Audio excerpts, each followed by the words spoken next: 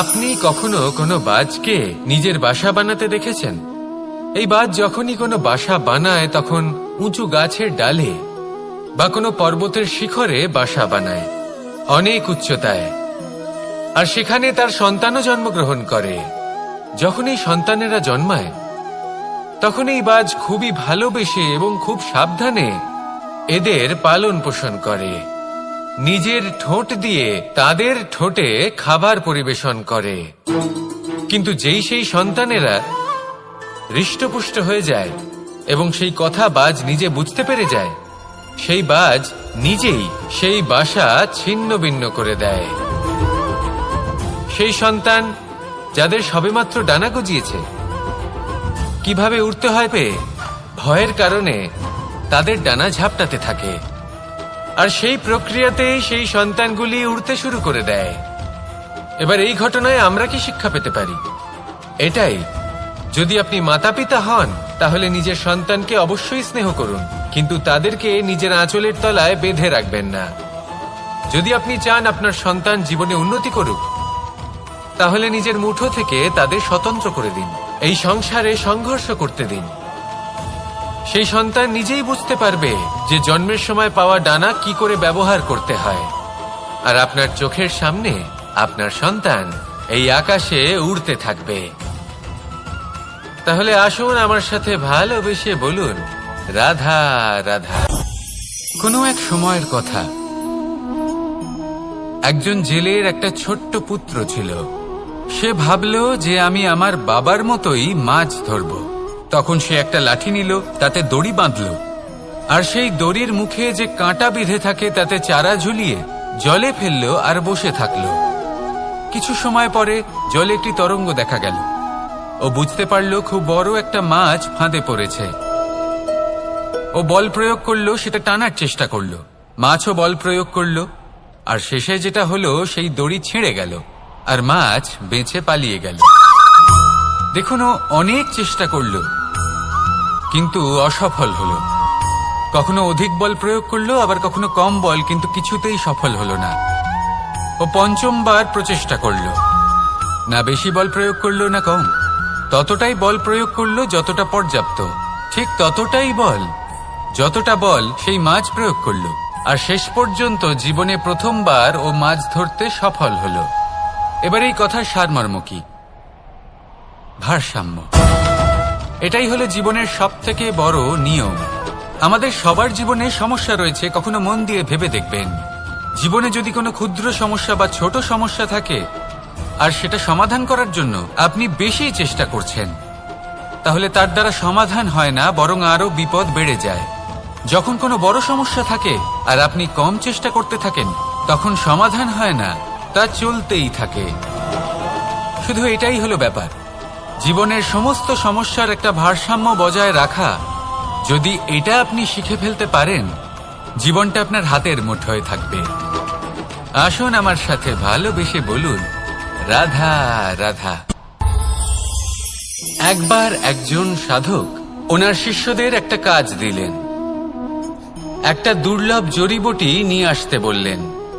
এতটাও কঠিন কাজ সেটা ছিল না, কারণ সকল শিষ্য জানতেন যে এই দুর্লভ জড়িবুটি কোথায় পাওয়া যায়।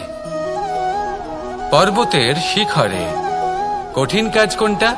সেখানে পৌঁছনোর সেই পথ, যা ছিল কাঁটায় জর্জরিত, পাথরে পরিপূর্ণ, যেখানে পিছলে পড়ার আশঙ্কা রয়েছে এবং গভীর ক্ষত পেতে পারে সবাই।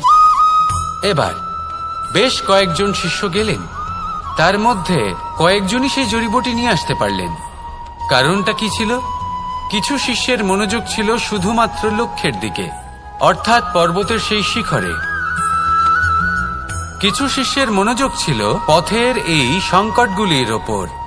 কিছুজন নিজের সমস্ত মনোযোগ, সমস্ত শক্তি কেন্দ্রীভূত করলেন শুধুমাত্র লক্ষ্যের দিকে। বাকিরা মনোনিবেশ করলেন এই সংকটের থেকে নিজেকে বাঁচাতে। কিন্তু যাদের মনোযোগ শুধু লক্ষ্যের দিকে ছিল, শুধু তারাই জড়িবুটি নিয়ে আসতে পারলেন। কারণ কি ছিল? একটা সহজ ব্যাপার যা আমাদের বুঝতে হবে। আমরা যদি লক্ষ্যে পৌঁছতে চাই, তাহলে বিপদের সম্মুখীন তো আমাদের হতেই হবে, আর কোনো বিকল্প নেই। যন্ত্রণাও হবে, পায়ে কাঁটাও হয়তো ফুটতে পারে, হয়তো পড়েও যেতে পারেন, হয়তো রক্তপাতও হতে পারে, কিন্তু তার সাথেই সাফল্য অর্জনের যে আনন্দ সেটাও পাওয়া যায়। সেই জন্য নিজের মনোযোগ সবসময় লক্ষ্যের দিকে রাখুন, পথের সেই বিপদগুলির দিকে নয়। সত্যি কথা বলতে এই বিপদ এটা কিছুক্ষণের, আজ আছে কাল নাও থাকতে পারে, কিন্তু যদি লক্ষ্যকে প্রাপ্ত করতে পারেন তাহলে তার আনন্দ আপনার সাথে সারা জীবন রয়ে যাবে। তাহলে লক্ষ্য প্রাপ্ত করুন আর আমার সাথে ভালোবেসে বলুন, রাধা রাধা। আমরা কখন উচিত কাজ করি, কখন অনুচিত কাজ করি, কখন পুণ্য করি আর কখন পাপ করি, কখন ন্যায়ের পথে চলি আবার কখন অন্যায়ের পথে চলি, তা দুজন ব্যক্তি বুঝতে পারেন, পরমাত্মা আর অন্তরাত্মা। এবার প্রত্যেক মুহূর্তে কি হয় পরমাত্মা সবই জানেন, তার কাছে কিছুই গোপন নয়, কিন্তু প্রত্যেক মুহূর্তে আপনার কি করা উচিত সেটা উনি এসে আপনাকে বলতে পারবেন না। সেই জন্য আর আমার সাথে ভালোবেসে বলুন, রাধা রাধা। কখনো কোনো চাতককে দেখেছেন? একটা চাতক বর্ষার জন্য অপেক্ষা করে, সেই বর্ষার জলে নিজের তৃষ্ণা নিবারণ করে, নয়তো সারা বছর তৃষ্ণার্ত থেকে যায়। ও আকাশের দিকে তাকিয়ে থাকে আর অপেক্ষা করে যে কবে বর্ষা হবে আর কবে আমি আমার তৃষ্ণা নিবারণ করব। সেখানে অন্যদিকে একটি কাক বা একটা পায়রা, এরা কি করে? যেখানে জল পায় পান করে নেয়, যেখানে খাবার পায় খেয়ে নেয়, আত্মীয় স্বজন বন্ধু বান্ধব যাকেই পায় তার সাথে সময় কাটায়, খাবার খায় আর চলে যায়। এবার এদের মধ্যে মিল কোথায় আর পার্থক্য কোথায়? দুজনের কাছেই ডানা রয়েছে, দুজনেই উড়তে পারে, এই আকাশ হলো ওদের, খাবারের দানা ওদের। পার্থক্য হলো তাদের অভিলাষার, পার্থক্য হলো তাদের আকাঙ্ক্ষার, পার্থক্য জীবন যাপনের ধরনের। এবার যত বেশি আকাঙ্ক্ষা থাকবে, যত দামি জীবন যাপন করার ইচ্ছে থাকবে, তত বেশি কষ্ট আপনাকে সহ্য করতে হবে। আবার অন্যদিকে জীবন যত সরল হবে, জীবন যাপন যত সরল হবে, সমস্যা ততটাই কম হবে। তাই সবসময় চেষ্টা করবেন আপনার মানসিকতা এবং আপনার জীবন যেন সরল হয়। ভালোবাসতে থাকুন, যদি কেউ আপনাকে ভালোবাসে তাকেও আপনি ভালোবাসা ফিরিয়ে দিন। তাদের সাথে কথা বলুন, কিছু তাদের কথা শুনুন, কিছু নিজের কথা বলুন, দেখবেন সকল তাপ উত্তাপ দূর হয়ে গেছে। এটাই তো হলো জীবনের সারমর্ম। তাই প্রেমে থাকুন, ভালোবাসুন আর ভালোবেসে আমার সাথে বলুন, রাধা রাধা। মানুষের জীবনে দুই ধরনের আবেগ থাকে যা চিরকাল তার সাথে বসবাস করে। প্রথম স্বপ্ন, দ্বিতীয় অজুহাত।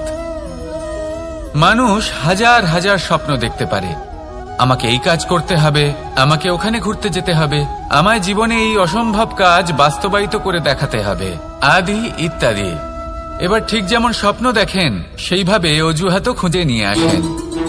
আমি এই স্বপ্ন পূরণ করতে পারলাম না, কারণ আমাকে কেউ সাহায্যই করলো না, কারণ আমি দুর্বল হয়ে পড়েছিলাম, কারণ আমার কাছে সময়ই ছিল না, আদি ইত্যাদি।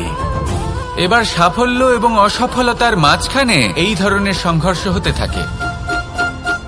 সাফল্য তখন লাভ করা সম্ভব যখন আপনার স্বপ্ন আপনার অজুহাতের থেকে অনেক বড় হয়, আর অসফলতা তখন পাবেন যখন আপনার অজুহাত আপনার স্বপ্নের থেকে অনেক বড় হয়।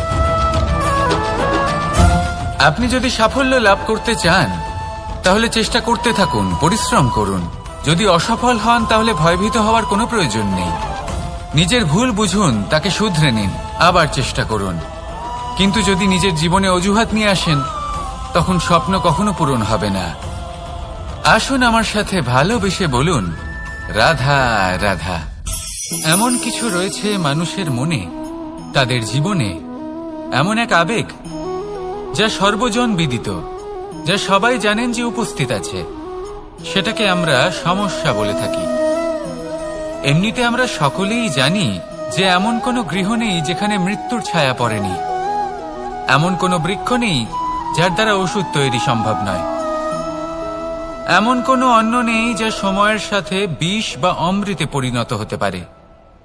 এবার এই সমস্যাগুলি কোনো ব্যক্তির জন্য সমস্যা হতে পারে, কিন্তু নিজে থেকে এরা কোনো সমস্যাই নয়। এরা আসে আমাদের সাহায্য করতে, আমাদের কিছু শেখাতে। আপনি নিজেই